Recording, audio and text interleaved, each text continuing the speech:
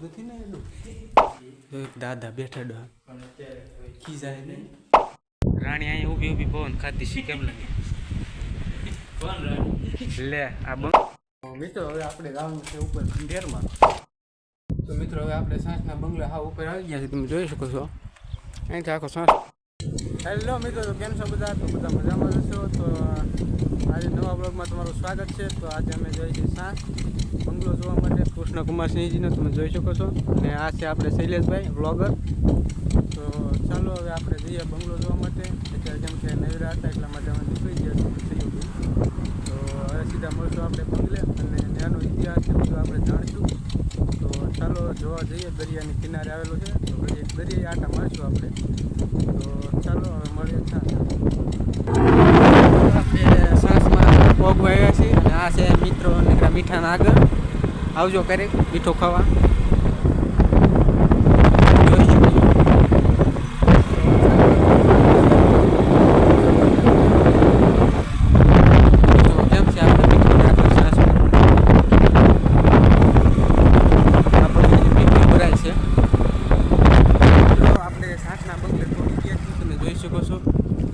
આવી ગયો સાંસનો બંગલો. તો ચાલો હવે આપણે અંદર જઈએ. ગાડી બાડી થઈ ગઈ મિત્રો. આપણે સાંસના બંગલે પહોંચી ગયા છીએ, તમે જોઈ શકો છો.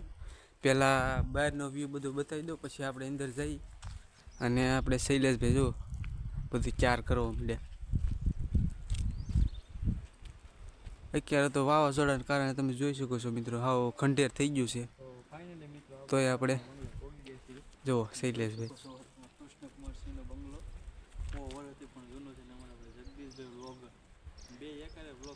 કેમ બનાવે આપણે કઈ ખટે.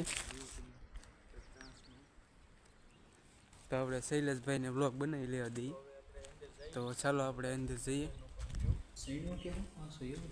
ભૂત નથી ને એનું જોની પણ કેમેરો ચાલુ રાખવો હોય તો કદાચ કેપ્ચર થઈ જાય ને. એક દાદા બેઠા ડો ખીજાય નહીં. કેવા અવાજ આવે પાછો આમ. એકલા આવતા ને ના પાડી દે ભાઈ. જો બધું ખંડેર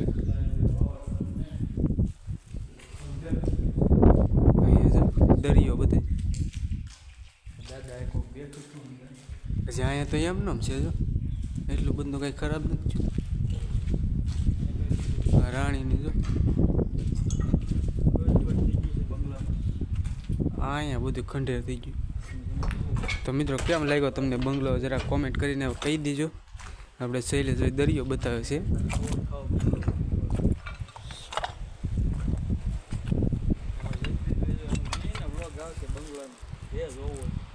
અને તમે જોઈ શકો છો મિત્રો બે લોકો આમથી હાલે આવે છે. આપણું ઝૂમિંગ જોરદાર છે કે નહીં બાકી. તો ચાલો એટલું તો જોઈ લીધું છે આપણે. પેલા હેઠેનો બધો નજારો બતાવી દઉં તમને. અહીંથી જો મિત્રો પીપાવટ પોટ પણ બતાવી છે. અમારું ઝૂમ કરીને બતાવી દઉં. પીપાવટ પોટ પણ અહીંથી નજીક થાય છે. અને ત્યાર પછી એટલામાં આટા મારી લઈ પછી આપણે જઈએ ઉપર. તો ઉપર એક ખંડેર જ છે. આ તો જ્યાં સુધી જવાય ત્યાં સુધી રસ્તો હોય ત્યાં સુધી જાઓ. ત્યાં સુધી એટલામાં આટા મારી ફોટા બોટા પાડી પછી આગળ મળીએ આપણે. રાણી અહીંયા ઊભી ઊભી પવન ખાતી શી કેમ લાગે લે આ બંગલો છે ઈ હા લે. હા જો ને અહીંથી દરિયો બતાય આ લાગે એવું. અહીંથી આ ગરમી લાગે તે અહીંયા સુલો જેગી.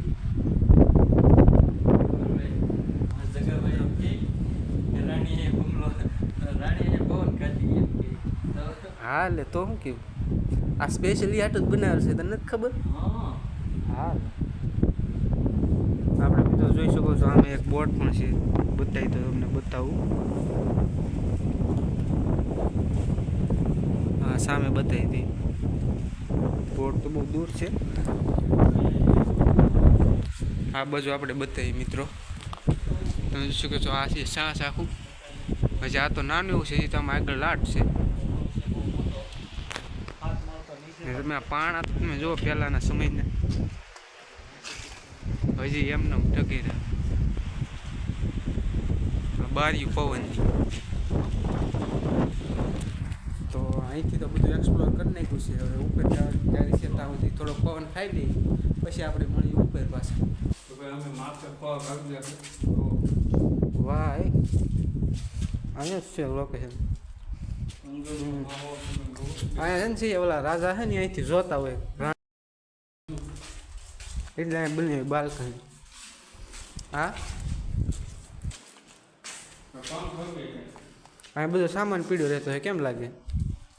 એવું લાગે કે નહીં તમને?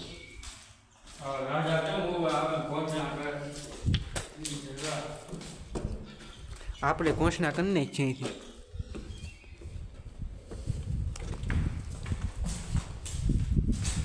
પેલા આપણો મગજ સારો છે, જોરદાર બન્યો બંગલો. જો મિત્રો અહીંયા આપણે આ વાવાઝોડાના કારણે બધું આમ છું. બંગલો હતો જોરદાર. અહીંયા દાદા ના પડ્યો, બહુ ઉપર નહીં જતો.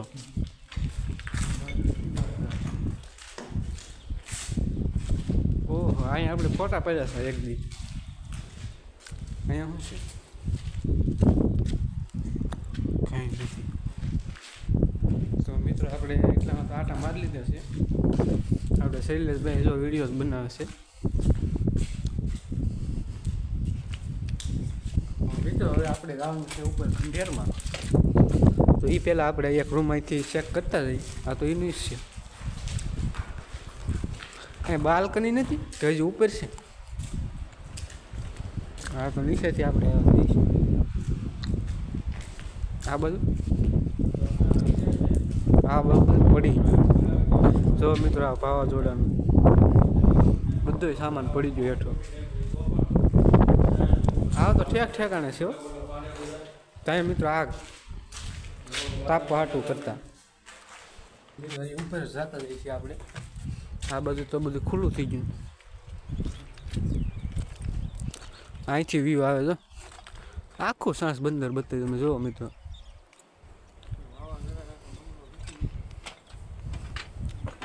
જોઈ લીધું સાંસ બંદર? હવે તો આપણે ઉપર જવાનું છે. ચાલો હવે ઉપર મળી. તો મિત્રો હવે આપણે સાંસના બંગલા હા ઉપર આવી ગયા છે. તમે જોઈ શકો છો અહીંથી આખો સાંસનો બંગલો બતાવે. આપણે આ સાઈડ બતાવવું છે. આ હાવ નહોતું પણ હવે તો બધું કપાઈ ગયું જંગલને, એટલે વાંધો નથી આવ્યો.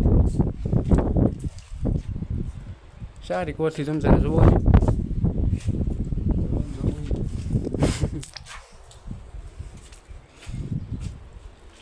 તો મિત્રો આપણે બંગલો એક્સપ્લોર કરી લીધો છે અને હવે આપણે જઈશું ઘેરે. તો તમને આ બ્લોગ કેવો લાગ્યો જરા કોમેન્ટ કરીને કહી દેજો. તો હવે પાછા મળશું નવા બ્લોગમાં. ત્યાં સુધી જય માતાજી.